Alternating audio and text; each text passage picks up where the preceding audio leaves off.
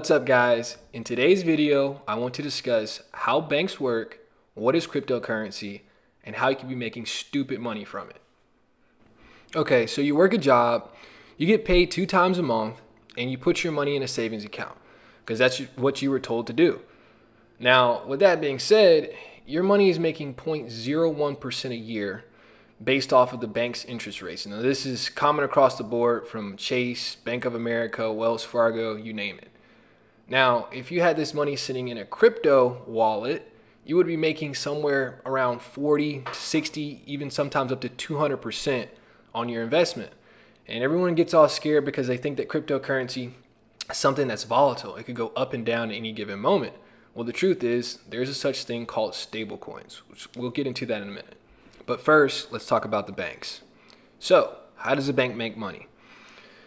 Once you deposit your money into your bank account, they then take that money and they loan it out to your friend down the street, a local businessman trying to start up a business, you name it. Anyone in the community who needs money, they go to the bank and they borrow the money.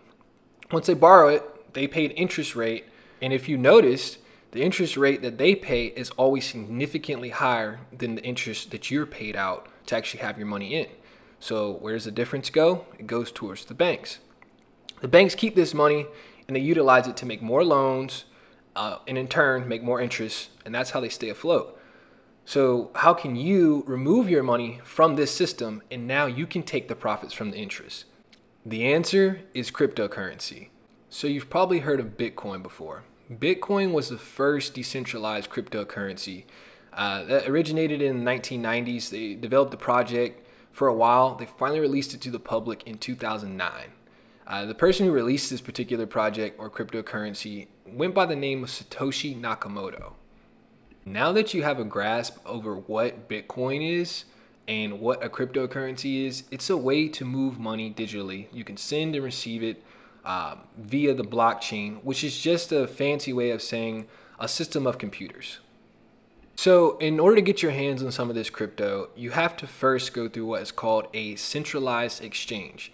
You may have seen something called Coinbase or Binance, Crypto.com. These are the major 3 exchanges, centralized exchanges, where you can take your US dollars, euros, pesos, whatever it may be in your fiat currency and exchange it for a cryptocurrency. Now, that particular cryptocurrency does not have to be Bitcoin. Now, there's a bunch of different tokens or cryptocurrencies. So to explain that, a cryptocurrency or a token lies on a blockchain. Now, you can have multiple tokens on a blockchain. For example, the native token to Bitcoin's blockchain is Bitcoin. The native token on Ethereum's blockchain, which is just another blockchain, is called Ether or ETH.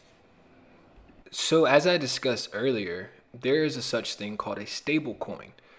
So the creators of Ethereum and Bitcoin communities got together and they decided that they wanted to create a token on Ethereum's blockchain that is pegged to $1 US. Now, the reason why that's important is because you can now move your money over from your bank account and not lose in the transition of the volatility of something like Bitcoin or Ethereum. So you have $1,000 in your bank account, you move it over, you buy 1,000 US dollar coins. Now, don't get it confused. The US dollar coin is not owned by the US bank or Federal Reserve, anything like that. It is just an Ethereum token that they've pegged to $1 that will stay $1 no matter what. So ultimately, you can move from your checking, savings, whatever account you have to your crypto wallet. So now to get into how do I make the money, all right? You make money with cryptocurrency by supplying liquidity in what is called a decentralized exchange. You put tokens in a liquidity pool for other people to exchange. Now, this is a very high level, kind of complex, which I'll make another video about, really showing you in detail how exactly to go about it, but just so you understand where you can make some interest. So every time someone exchanges one token for another, you can now take a portion of the profits from a total pool called a liquidity pool. This is very beneficial for people who own a lot of tokens because now I can supply my tokens, people can exchange, and at any given time I can remove my tokens from this liquidity pool. Meanwhile, I'm earning interest in fees every time someone does this. Very beneficial for someone who holds tokens. Now, that is one option or one way to make money within crypto. There's also another, using stablecoins. Plenty of platforms, one in particular I really like right now is called Terra. Terra allows you to make 20% interest on whatever you deposit, and it's pegged as a US dollar token. So you now have uploaded, let's say $1,000 to your Terra account.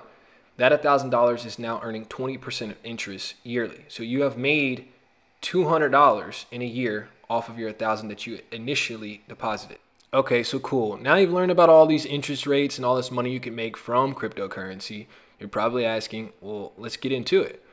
All right, so first things first, you need to pick one of the centralized exchanges that you want to first purchase your coins off of.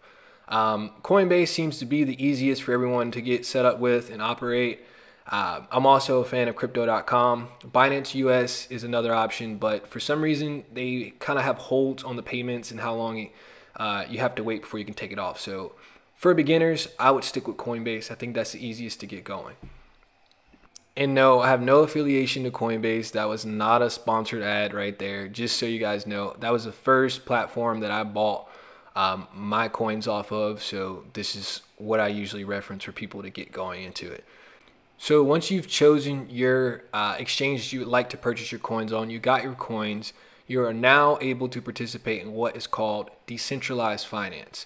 Throughout the rest of my channel, you'll have access to learn how to move your money or your crypto within different wallets on different blockchains and how to utilize what they call dApps or decentralized applications that have been created on these. There are some applications on these blockchains that will absolutely blow your mind.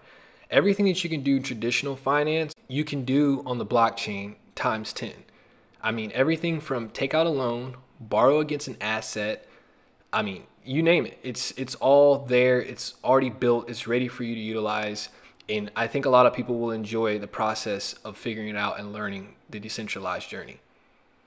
I'll leave you guys with this one last thing, and this is not to scare you in the slightest, but please understand, time is of the essence. Every minute you waste that you haven't moved over to the blockchain, you are now allowing banks, and I say banks because that is the primary bad actors here, they are printing money and they are devaluing the currency that you have.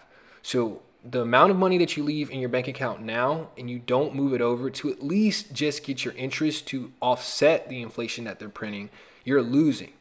So the money you just worked for, you're now basically being taxed for just leaving it and not putting it in the economy. They built this intentionally so they could siphon wealth from you. Yes, I know it sounds like a conspiracy theorist, I get it, but it's the reality. Every single time you leave your money in a bank account, inflation will hit you into the point where your money will become worthless in due time.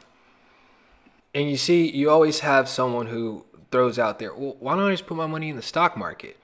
Well, there's something about the stock market is every time you make a gain, you have to report it, and that is then taxed. So they basically say if you're trying to get out of poverty or you're trying to make investments in order to gain some wealth and you are successful in it, we're now going to tax you for being right. That's crazy. So you say, well, how does crypto avoid this? They have created projects that are literally stock markets, the stock market, almost a rebuilt Wall Street on the blockchain.